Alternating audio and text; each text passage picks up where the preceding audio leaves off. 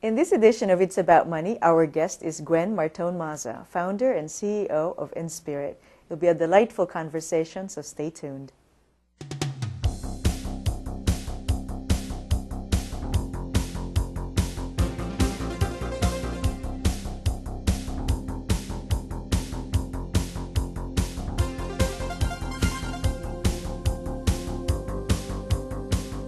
Hello and welcome to another edition of It's About Money. I'm Nannette Nocon and thank you for joining us.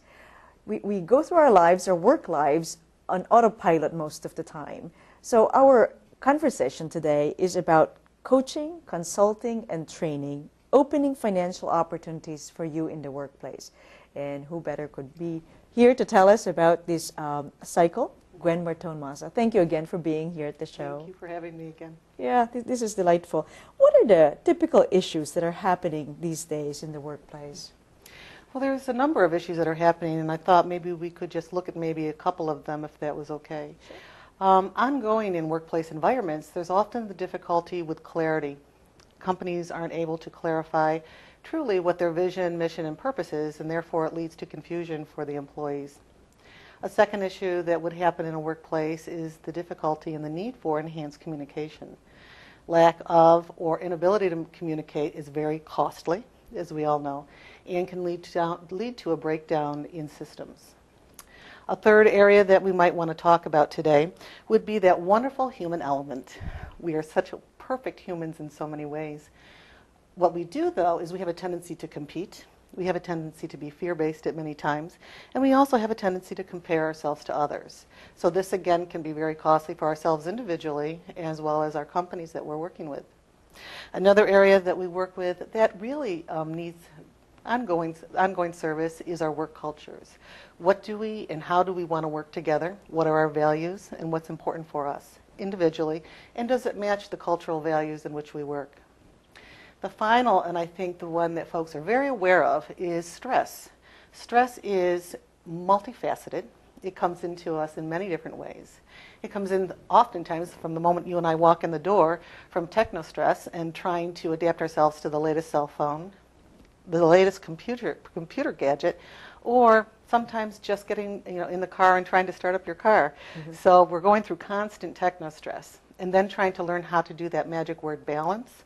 That actually is very costly because if we aren't able to balance our lives in effective ways, it will end up costing us in medical coverage.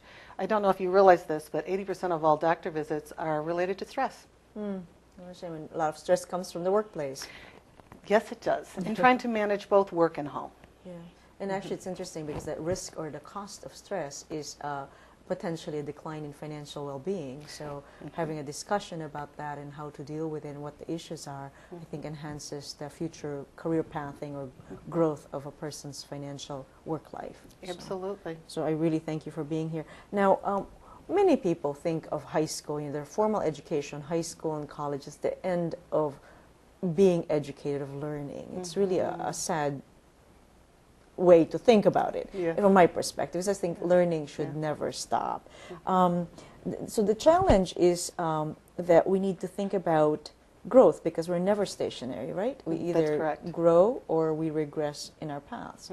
So what ways should we look into to create success and help us grow instead of moving backwards? Well, I think that's an interesting concept. I think if we can define growth, what that really means, that might be a starting point. And growth is really evolution. And evolution is the process of moving forward. And we are always evolving. However, as a culture, we've actually seen it as more of a stop and start kind of process. And that's not the case. Even if you and I were to go hide ourselves away somewhere for 6 months, we would still be experiencing growth because we would be learning from that experience of hiding ourselves away. So growth, if you can look at it as evolutionary, would be a great place to start. Regression is actually the movement backward. Ironically enough, sometimes people need, and companies need, to step back before they can move forward again. So evaluate what they have gone through, pause and think about it before they move forward, having some acceptance with that. Right. So we are looking at movement in a series of stages, right? Would you talk to me about that? Yeah, that would be very correct. There's a series of stages that are involved in the process of movement, and growth. And we usually refer to them in the word transition. And again, that's that great word that typically folks would like to have a beginning to and an end to. But we are always going through multiple transitions in our life. Because of what we're doing in this culture right now, in this incredible world right now, we are creating many of the changes that we're experiencing. And if we can remember that change is never ending, and we can begin to incorporate that into our financial, our emotional, our spiritual DNA, we are going to deal with stress in a very different way because we'll perceive it differently. There are 8 areas that I thought we might just touch on real quickly, and just touch, because I think if you'd like more information, we can go into that later at another time and place. But just so folks get to know about what that change looks like. Change is always going on. And secondly, because we have change ongoing, we have created an incredible diverse world, not only with humans, but with products, ideas, suggestions, and it just keeps blossoming. The third piece is if humans can, again, recognize that growth is natural, if we can teach our children, if we can teach our young people, and teach us a little bit older people, that this is very natural, it's an ongoing process that will help us move forward. And then we will see that success, or whatever we think success, is never final. The fourth area is our beautiful human capital. That is our resource. And if we can begin to manage ourselves and learn how to manage ourselves, as well as help corporations help us manage ourselves within the systems, we will be able to tap into an unending resource. The fifth area that I'd like to talk about is the piece that we've created in our culture, which is competition. I'm very aware that we are moving to a more collaborative work world. Sometimes it's authentic, sometimes it's not quite authentic, and so you have to be able to discern between the two. That piece of moving into collaboration will actually, as a whole unit, move us farther as the human race goes forward. Fine, we're going into globalization, and globalization is really something that we all hoped for. We're coming into one big world. I think you know I took my daughter to Paris this summer, and my intention was so that she, at 14, could begin to understand that we are no longer just living in Rochester in the state of New York in the U.S. We are actually global in terms of our education. We're global in terms of our work world. It's not uncommon to have employees be abroad or to coach and consult with individuals who are living in different countries. So we really are in a globalized market, and it is part of what I feel is my responsibility, not only to my own family, but also to those that I serve, to help them understand the impact financially for them. They may need to move to different parts of the world in order to take care of their financial health. Number 7 would be networking. It's also that area of networking with individuals, to know that I have friends here in Rochester who help me move my corporation forward, and I help them move their companies and corporations forward, as well as networking internationally. That's going to be key for us to be successful in our financial wellness as individuals and as companies. And then finally, believe it or not, it brings you right back to communication skills. With all this growth, the ongoing concept of enhancing our communication skills will be absolutely imperative.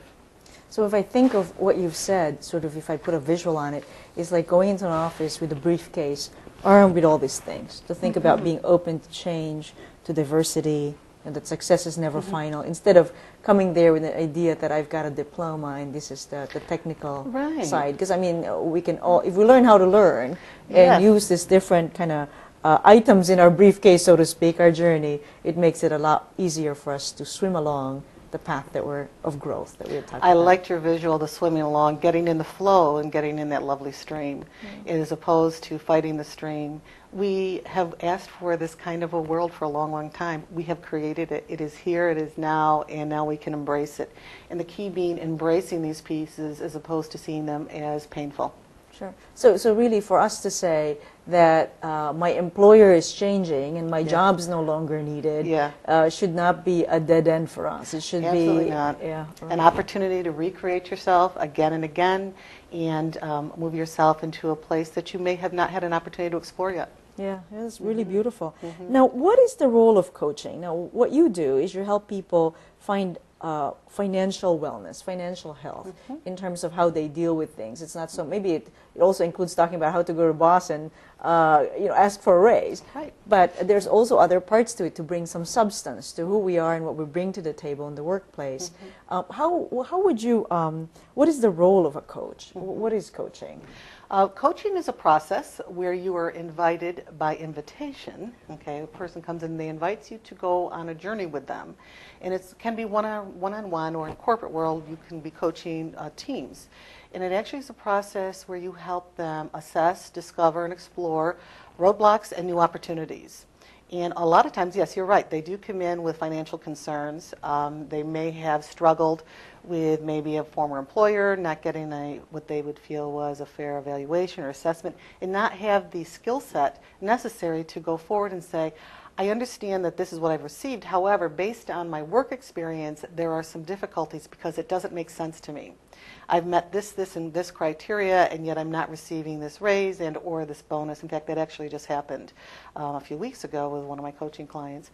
And she was able to learn how to really communicate, again, that effectiveness and communication in a way so that she was able to say her piece. Whether or not it changed the outcome was not quite as important for her as it was for her to be able to communicate effectively what her thoughts and how her experience was during that process of her evaluation. I see. So basically, if one comes in with the idea that there's continuous growth that they have to go through in order to be successful in the workplace, which leads to financial health as well, you could go through this cycle, this process by yourself. Or one of the ways to make that more efficient and avoid more mistakes is to be able to hire a coach to help guide you in terms of these processes, right? Guide is a great word. I would say coaching is a guiding process, and it also is an opportunity for you an individual to get other perspectives that they may not necessarily have gotten on their own. Sure, absolutely. They say we don't know what we don't know. That's correct. So when you have a coach that helps you find out the things that you don't know, what a wonderful gift that is. And truly in coaching, it's not necessarily hearing what you want to hear, and you won't. You will hear what you need to hear. Yeah, so sometimes someone might not come back. You didn't tell me what I wanted, but that's not good for thing. Most times they do. It's more they do come back because they really, even when you hear things that you may not want to hear, you also can hear that there's a ring of truth to it. And the coach is there to help you move through the transitions, move through the change, show you actually how to go through the flow and to trust in the process. Right. And I think what's neat, at least what I read in your website and experience, is that it's done with a culture of love and really caring about the person instead of any other motives.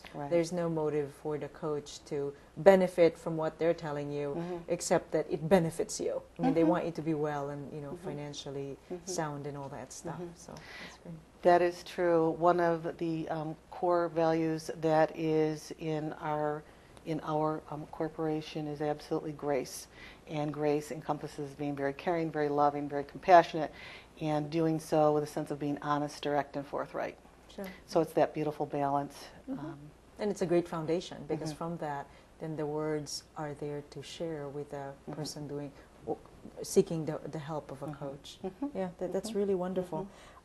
So what does the process look like of the coaching process? Can you help me define that? The coaching process can look different for different individuals. Mostly kind of a framework is it can be one-on-one process where you actually begin to do an assessment and help people find out where they are in their life cycle of their job or their work life or their personal life, because we do personal coaching, executive coaching, we do corporate coaching at all different levels. So depending on what kind of coaching you're coming in for, it's specialized for you. And it's important to know that it's really a process of going through a journey together step by step. You may come in for meetings weekly, or you may come in every other week. You'll have opportunities to be referred to specific materials, educational materials that will help you personally move forward. I see. So that's great. So it's a process of actually, you have to have the interaction with the coach to have a regular discussion about the progress and evaluate where you are.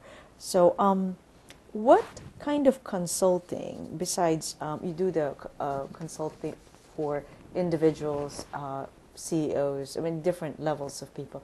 Are there any other types of consulting that's available out there besides the individual one-on-one? Yes, there is. We actually have a variety of tools we can use. We can use, we have a really expansive team that we have on board at Inspirit, and the kind of consulting that we offer is, first and foremost, we work from a holistic perspective in the world of a business model.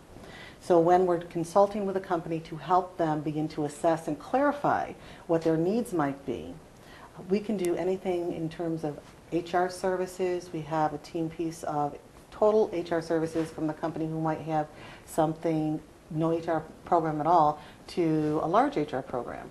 And depending on what you need for your company, you could tap into Inspirit, have a great conversation, and it always starts with a great conversation. Great conversation to say, this is what we're doing, this is what we might or might not need. And we aren't into selling someone. We're really into finding out what you want and what it is you need so that we can be of service. We also have a strategic planning. We have a full program of strategic planning, full program of executive leadership development, full plan of growth and communication for companies, and folks can have the creme de la creme, or they can take bits and pieces, whatever fits their company and corporation or the individual's needs. Yes, and you make it fun, so learning has to be fun. Yes, it has to be. Now, many employers have cut back on training budgets over the years. What differentiates the type of training you offer compared to others? Because, I mean, you know, when employers are saying small businesses or whatever, the size of the business, they're looking at ways to cut back if times are not so good.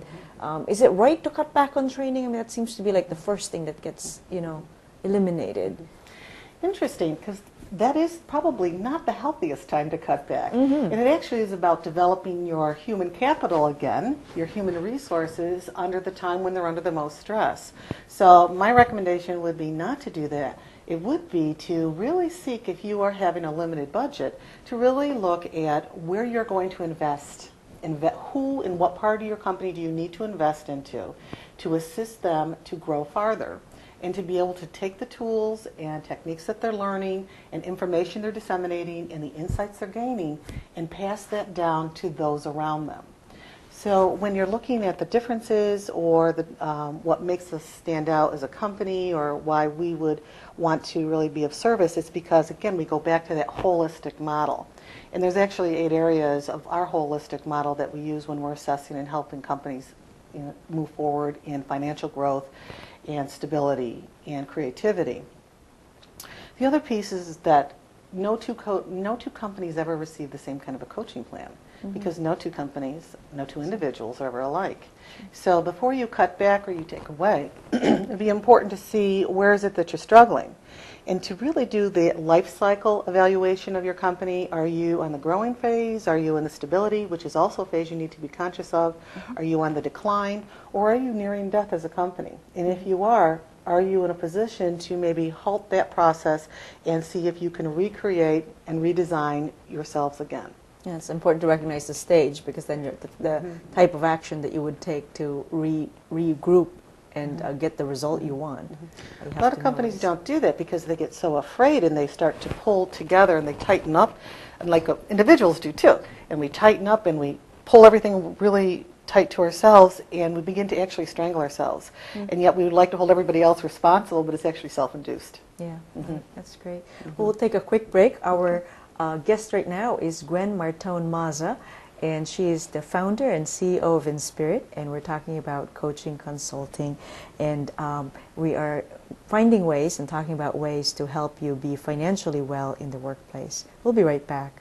Kissed me one day. It was an impulse. I just grabbed him and I kissed him on the lips and I ran away. Because I was like 20 years old. It's not like something you talk about marriage all the time. But I asked for her number. She wouldn't give me her number. No, I think he liked me first, for sure, because... She's hot. We met in a grocery store. We were in a class together. Came up to me one day, says, I got this perfect girl for you. He was a good dancer, but not too good. Like he was my soulmate. She's my queen. Of course, I'm the king. I said, I have to ask you something. And she said, what? And I kneeled down, and She was laughing and trembling. She gets so embarrassed. what did I say? I said, will you marry me or will you be my wife? Will you be my wife? He proposed to me on my birthday. And she said, yes. Are you sure? Sorry.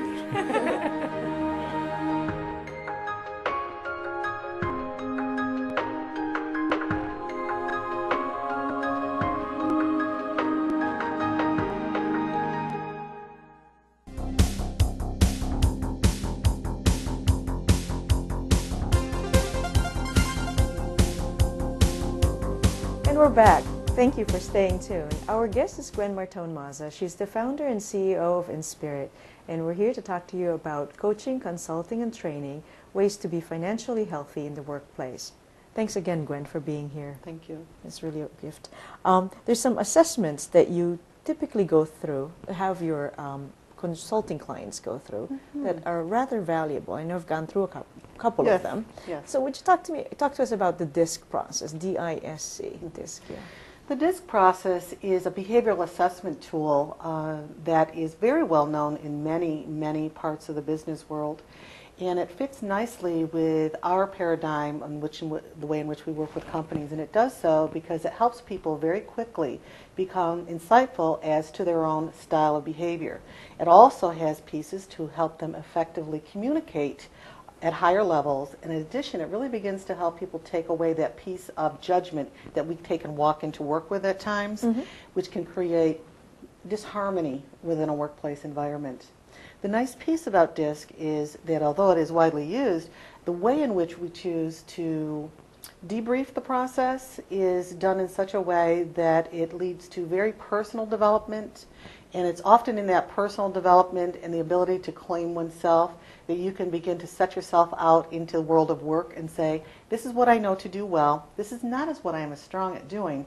However, I know I can borrow from some of my peers' behavioral styles that will help me move through this task or this project at the moment so that I can experience a level of success. And bottom line is, if you can be more successful, that will reflect itself in your financial wellness. Okay. So this really is about behavioral styles, and one of the things that I learned from that, and having go through the process with you, is that there are, like as an employer, I look for employees with certain behavioral patterns because there's work that needs to be done specific to the business that I do, but it may not be appropriate to someone else with a different kind of business. So like for me, steadiness and compliance is so paramount to making sure that my employees pay attention to that. And if they don't, it can be a source of frustration for me as an employer. So having that behavioral assessment, knowing what I am and knowing what my employees are and what my needs of my workplace is really key. So that's been a very helpful tool. Great. It helps you grow your team in a way that's healthy, effective. Folks understand when you come in that this is important for you to know who I am quickly. It helps that orientation process when we try to get to know one another shorten. You can use it everywhere from, and you have used it from pre-hiring to after folks are hired to helping folks move and transition into other workplaces. Because if you believe in the model that we are continually transitioning all the time, to have someone leave your workplace can be a really healthy choice for them and for the team. Sure, absolutely. It allows for new growth to happen. Right, and it's just really understanding people that what their behavior is about themselves, as opposed to one might think it's because of me. They're treating me this way, but it's not. It's that other person's behavioral pattern. It takes away a lot of that personalization and taking pieces in the behaviors in the office personal. Yeah, right. So what about the assessment tool called PIAV? PIAV is it stands for Personal Interest, Attitudes, and Values, and that's actually a complement to DISC. And it has a piece of 6 values that you will typically see in the workplace environment. And what it does is it helps rank them in order for where you are at this point in your life. As we all know, as we go through ages and stages of life, that our values may shift. It will also help you understand why we're behaving the way we behave. So whereas DISC shows you the how you behave, the PIAV begins to open the door as why you behave the way you do. I see. The nice piece about both tools together is that in combination you can not only grow a staff, you can also do placement of staff, where would be the best environment for them to work in. Sure. And folks, again, if there's pieces that they do or do not like about their own behavioral styles, it's not effective as they would like it to be, they can assess and actually see behaviors they can move and alter to become more successful. I see. Now, some people have a coach and also a mentor. Do you approach the roles differently for your clients? Well, I think the roles are different. Coaching is really more of a profession, and it is seen as a profession. Mentoring is not necessarily a profession. It's a choice to have someone to be part of your life, to help share their wisdom as well. I see. Now, you can have a coach who's also a mentor who becomes a mentor because they emulate, they behave in ways that you want to emulate. So that can happen. And in coaching, it's not uncommon for us to encourage our clients to find a mentor. So as I'm working with someone in your office or say someone else in the financial planning field, one of the things I would ask them, is there anyone you really admire? Is there someone you think that might be able to help guide you in creating their own business there and moving that dream of yours forward? I can help you at this level, and is there someone else who can help you at that specific financial planning level? So again, they're different and they can be blended, and the gift is to hopefully ensure that both the mentoring and the coaching relationship complement one another. I see, sure. Isn't the coaching tells you, it helps you with how to do it. Right. Okay, these are the things you need to do. You might think about using words, like you said earlier in communication. These are the words that might be most effective for what you're trying to do, or based on your strengths or your personality or whatever. And the mentor might be somebody that just takes a look at your specific business, and they may have done it already, and so you learn from it. That's great. Now, I want to take, we have some time, and I want to talk about some of the movement in the series of stages in our growth and regression. And one of the things that you talked about is networking. And in the past, we talked about women networking because women didn't really, had a long way to go to catch up with the men. But then now there's a lot more formalized and some informal networking. Can we talk about that a little bit and what that, how could that help, how that could help us in our financial well-being at work? Networking will offer you opportunities to meet women who have maybe some of the same concerns and some of the same kind of questions. And what we can choose to do as women and men is we can help share what we know to help move each other forward. Sometimes networking becomes about a sales piece, and that isn't helpful. Networking really is the gift of saying, these are my gifts. What are your gifts? And is there something that we might be able to do to enhance one another's gifts? So that's really in a snapshot, that's how that works. If it becomes a competitive kind of process, then no one wins. When there's competition, someone has to win, someone has to lose, but truly no one wins. When it becomes a truly collaborative networking, all can win. If we can move into that place of understanding that there really is enough to go around, and there really is enough abundance to be shared by others, the whole way, the energy in terms of the folks who are in, forget that piece, cut that piece out. Thank you very much. If we can begin to understand that networking is an opportunity for us to share our greatest gifts, we can move mountains. I see. So it's really not thinking about my gain is your loss. It's how can we both gain from this process. Yes. That's brilliant. That's brilliant. Wait, we've talked about a lot of things, and I'm so thankful that you're here to talk about all these different processes. Talking about growth and what we could bring in our briefcase to open up in the workplace, not just our diploma, but really continuing to grow, and then using a coach to help guide us so we shorten the life cycle and be more efficient, and then using some other people whom we might look up to as a mentor in that business, and maybe network with others to help us. So thank you very much, Gwen Mazza. I appreciate it. Our guest today is Gwen Mazza. She's the founder and CEO of InSpirit.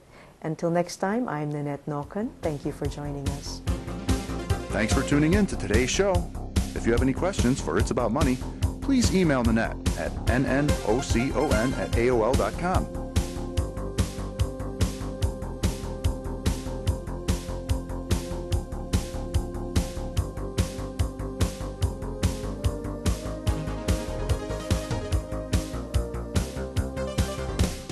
This program was produced through Penfield Community Television in Penfield, New York.